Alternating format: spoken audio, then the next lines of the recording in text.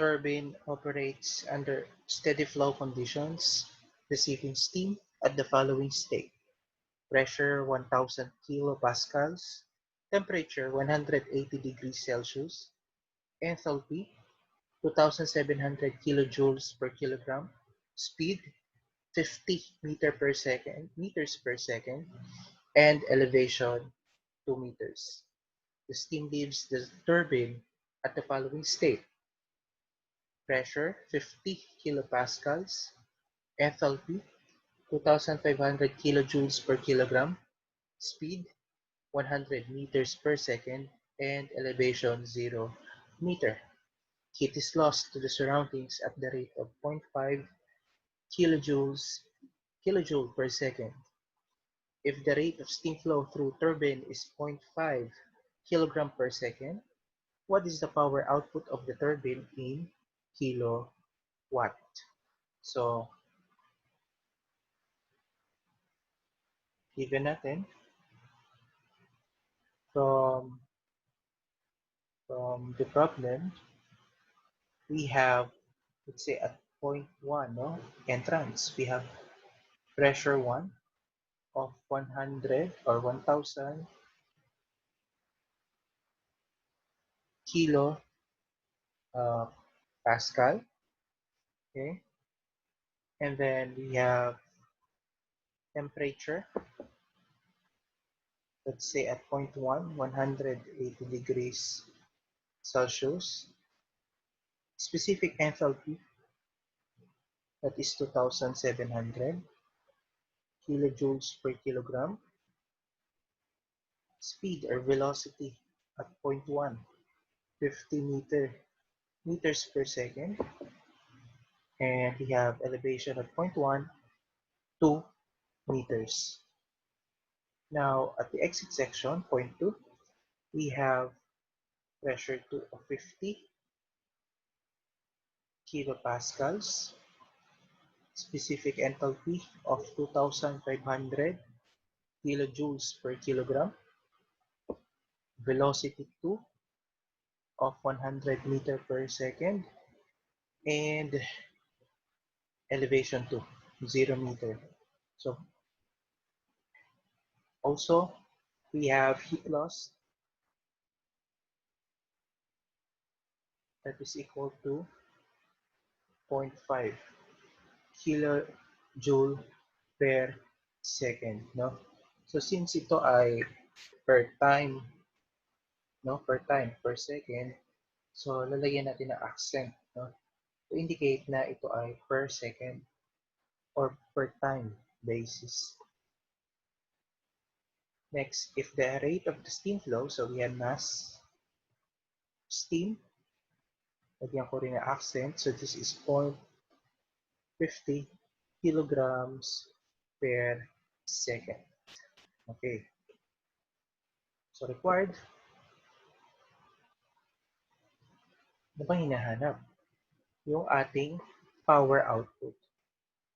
Yung power output, which is equal to work per time. Since power is work over time, work over time is equal to ating work not, no? So, ibig sabihin, yung work na to is per time basis. Same sila ng unit ng power. Okay? Solve natin.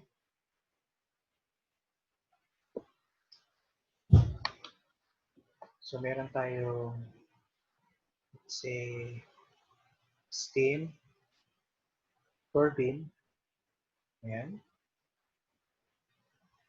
Say, ito yung work. No? And then, at this point, this is yung entrance mo, point 1. We have velocity 1, Z1, enthalpy 1. Okay? Then, lalabas at, let's say, point 2. Nagkataon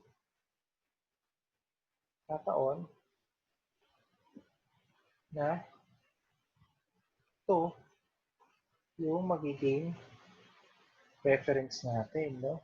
Kasi siguro yung Z2 natin is equal to 0 meter, no? Of course, at that point, we have velocity 2. And we have enthalpy 2 as well. Take note, no? May lalabas, we have heat loss. Okay? So, per time basis yan. Okay? Of course, may papasok na mass, may lalabas din na mass, which is wala namang nawala sa mass. No? Yung pumasok na mass, yun pa rin ang lumabas na mass. So, energy balance tayo. We have energy in minus energy out equals change in energy within the system. Now, so this is per time basis. So, lalagyan ko ng accent. Okay. So, we have for the left side of the equation. Oh, by the way, no, ito ay SFEE, no? Steady flow energy equation. So, by SFE. So, we have Q in minus Q out minus the plus flow work 1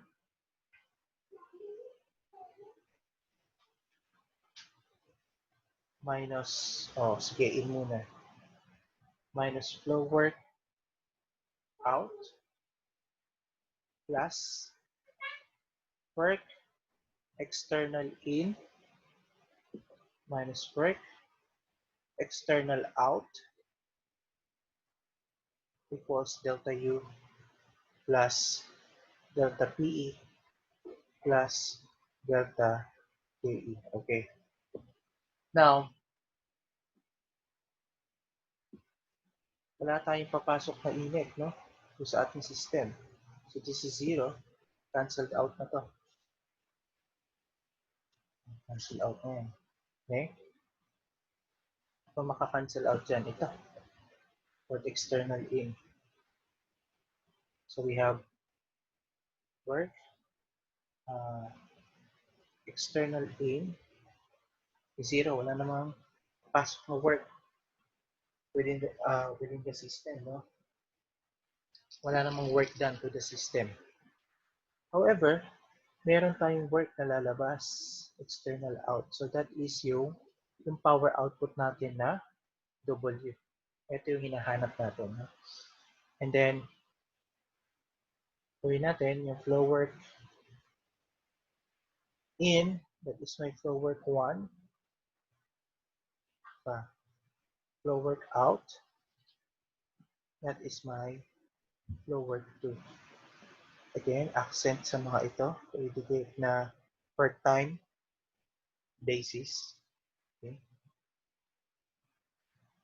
And then yung Q out pala natin, no? Yung ating Q out, yun yung ating Q loss. No? Which is gawin na lang natin Q. Okay? So given natin, indicate natin na gawin na lang natin itong Q para mas mabilis isulat. Okay? So, modify the given equation. So we have negative, yun na lang, plus na ito. Flow work 1 minus flow work 2 plus negative power output equals delta U plus delta PE plus delta KE. So kung mapapansin nyo, kung given tayong enthalpy, paano natin palalabasin yung enthalpy dyan? So gamit itong flow work, tsaka yung delta U. So, modify ko lang to. Unahin ko yung flow work or ilabas ko yung factor na negative 1. So this is negative Q plus negative magiging ano to? Flow work 2 minus flow work 1. Okay? So that pag dinisribute ko to, babalik dito. Tama? Plus negative W equals delta U plus delta PE plus delta KE. Again, nagde-derive lang ako, no? Pinapakita ko lang kung paano natin makukuha yung equation. So you have negative Q. So this will become minus, positive times negative is minus, no? Ito ay equal to change in flow work. Tama? Exit minus initial or entrance. So that is change, no? Minus the work output equals delta U plus delta PE plus delta KE. Okay? Transpose ko to sa kabila. So meron akong, tsaka ito, itira ko lang itong work output sa left side ng equation. So meron tayong work is equal to negative Q, tama? Minus delta flow work minus delta U minus delta PE minus delta KE. Okay.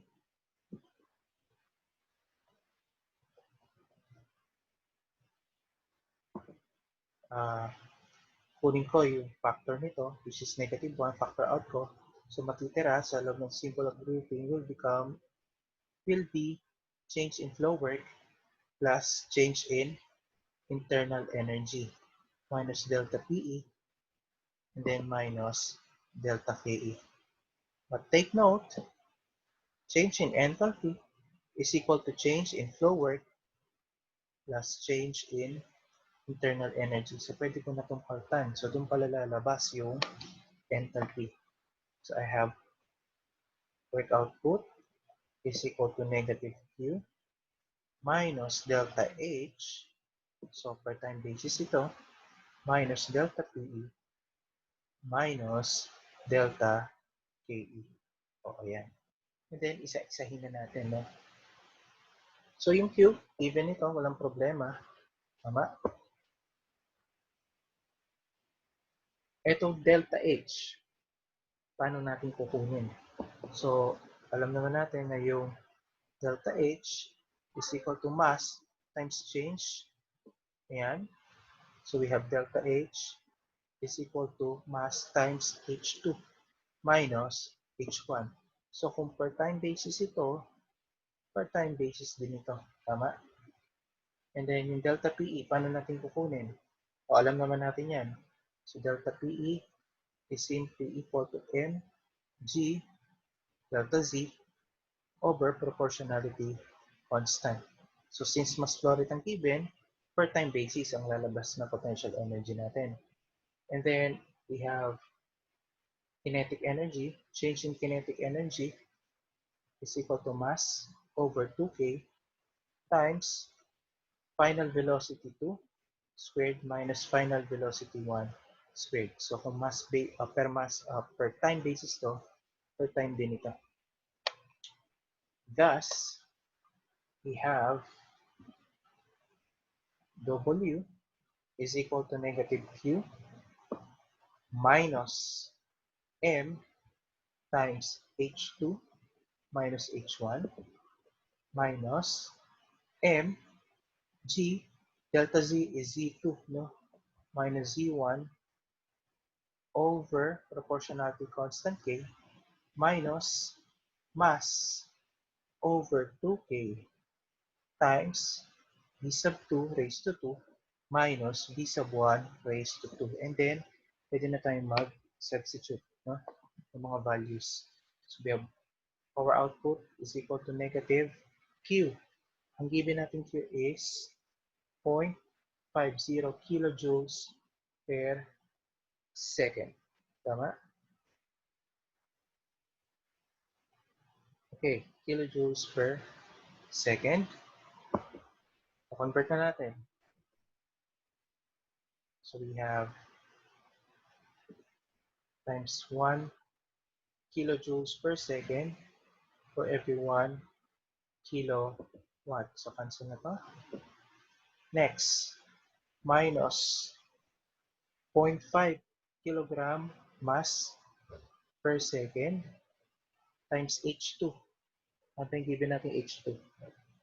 2,500 minus H1, 2,700. So, kilojoules per kilogram mass. So, cancel na to. And then, convert na natin, no? 1 kilojoules per second for every 1 kilowatt. So, cancel na to. So, kilowatt na magiging unit niya. Next, for the third term ng ating modified equation. So, we have minus, ano sa baba? Minus mass, 0.50 kilogram mass per second times G, 9.8066 meter per second squared times Z2. Z2 is 0 minus Z1, 2 meters. All over proportionality constant. So, ang gagamitin ko na lang ay C1000.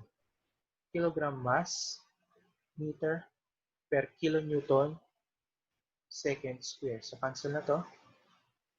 Cancel na rin ito. So, matitirang unit dyan is 1 kilonewton meter per second. Dito, kilonewton meter per second. So, that is also equal to 1 kilowatt. So, cancel na to. Cancel na yan. So, again, unit to is kilowatt. Minus, again, we have 0.5 kilogram mass per second divided by 2 times, gamitin ko na lang uli ay 1,000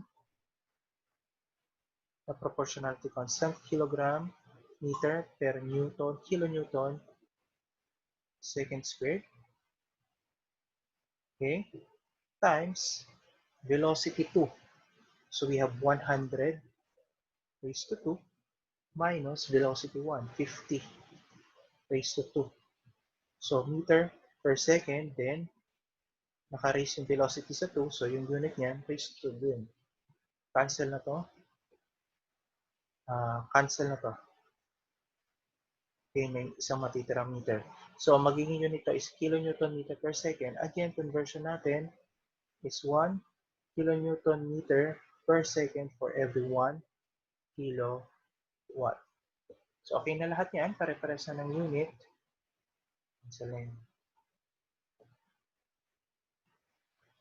Using your calculator, punch in natin lahat ng data. So, your final answer will become 97.6348066